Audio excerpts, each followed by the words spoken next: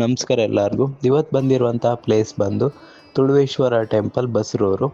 ಇದರ ವಿಶೇಷತೆ ಏನು ಅಂದರೆ, ಈ ಟೆಂಪಲ್ಗೆ ಯಾವುದೇ ಥರದ ಗರ್ಭಗುಡಿ ಅಥವಾ ಗೋಪುರಗಳಿಲ್ಲ. ಇದು ನ್ಯಾಚುರಲಿ ಒಂದು ದೊಡ್ಡ ಆಲದ ಮರದ ಕೆಳಗಡೆ ಇದೆ.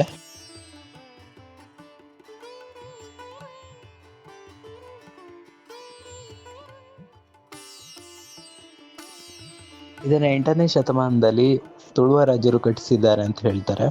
ಆಮೇಲೆ 12ನೇ ಶತಮಾನದಲ್ಲಿ ಹೊಯ್ಸಳ ರಾಜರು ರೀಬಿಲ್ಡ್ ಮಾಡಿದ್ದಾರೆ. ಬಟ್ ಇವಾಗ ಇದು ಕಂಪ್ಲೀಟಾಗಿ ಡಿಸ್ಟ್ರಾಯ್ ಆಗಿ ನ್ಯಾಚುರಲಿ ಬಿಲ್ಡ್ ಆಗಿದೆ. ಇವಾಗಲೂ ಇಲ್ಲಿ ಪೂಜೆ ನಡೀತದೆ.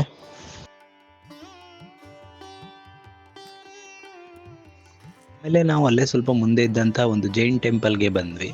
ಇದು ಕಂಪ್ಲೀಟಾಗಿ ಡಿಸ್ಟ್ರಾಯ್ ಆಗಿದೆ ಮತ್ತು ಇದೊಂದು ದಟ್ಟವಾದ ಕಾಡಿನ ಮಧ್ಯೆ ಇದೆ.